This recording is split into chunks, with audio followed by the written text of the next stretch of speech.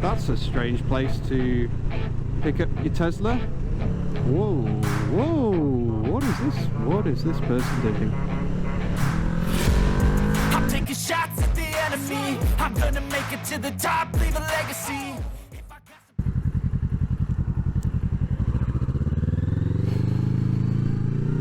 You join me today on the historic Foss Way, located in Warwickshire, built by the Romans or something. Anyway, that's not what we're talking about today. Today we're going to be talking about 3 things you absolutely must know before attempting your CBT. So let's get started with point number 1. Now, a lot of people might not even think of this. I didn't really even consider this, but it's really important, of course, that you can ride a bicycle. If you've never ridden a bicycle, you don't know how to balance on a bicycle, then chances are actually you're not going to get very far in your CBT.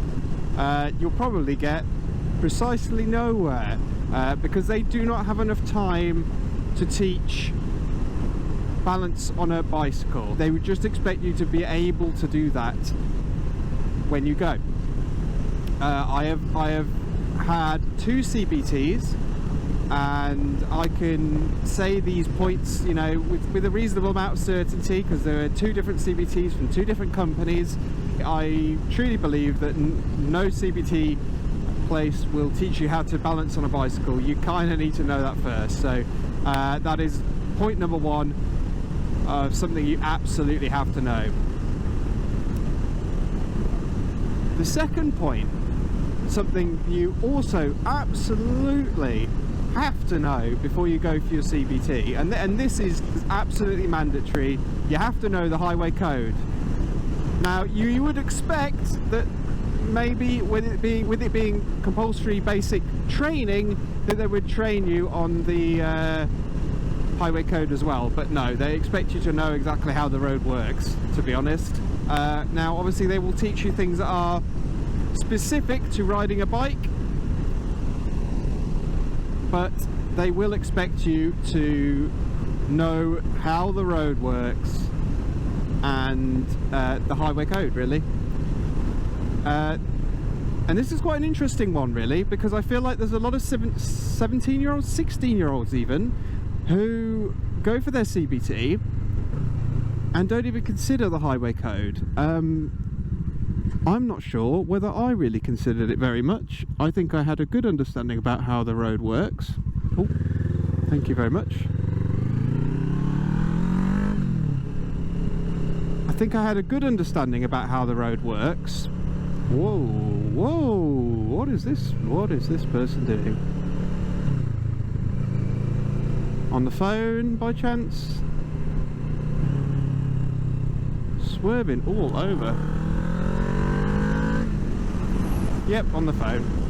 Anyway, so yes, you must absolutely know the highway code. And when I did my first CBT when I was 16, well, that's a cool little car, I did consider the highway code, but I don't know if I studied it as such. And really I should have done, because I don't know if I really knew how the road worked. And obviously if you know enough to fluke the CBT, then you can get a buy. But yeah, absolutely must learn the highway code. The third thing that you must know, and this in my opinion is a must, however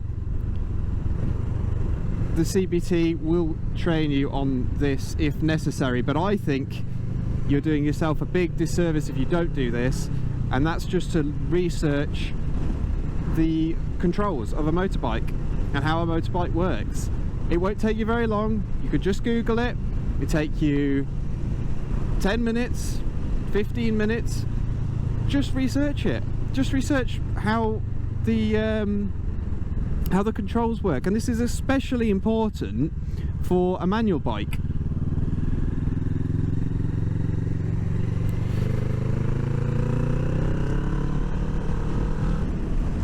This is so yeah, learning the controls I feel is especially important for a manual bike.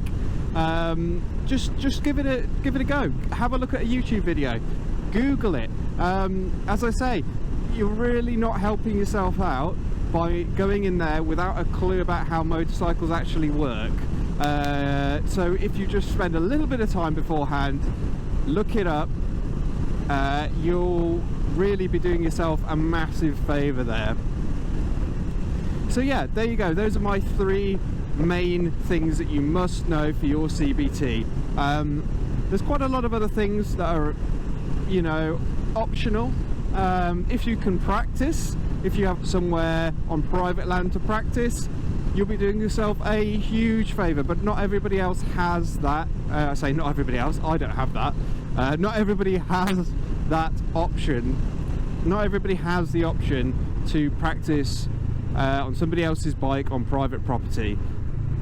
However, what you can do, and this is something that I did, is if you buy your bike before you pass your CBT, you could just have a go up and down the drive, or even just sat on it just to get an understanding of the controls, how they feel. Even that can help you out a load. So that's something you can do that's optional, that would really help you out. But of course, not everybody has that option, but it would be really helpful for you. And that's it really. That's the end of my 3 essential tips before you apply for your CBT. If I missed anything, please let me know. Drop a comment down below. If you've got any questions, I'll be happy to answer them. As I say, I've done 2 CBTs in my lifetime, so I have a reasonable amount of experience on what it's like to do your CBT. And of course I did a direct access course as well. So yeah, do let me know if you've got any questions, and if I missed anything, let me know down below in the comment section. Please also like and subscribe to the channel. It really helps me out. If you like this kind of content, I'll be doing a lot more of this stuff. I'll be doing car stuff as well. Yeah, please let me know, like and comment and subscribe. All right, later guys. Ooh, that's a strange place to pick up your Tesla, on the wrong side of the road. Wonder if that ran out of power. Right, later guys.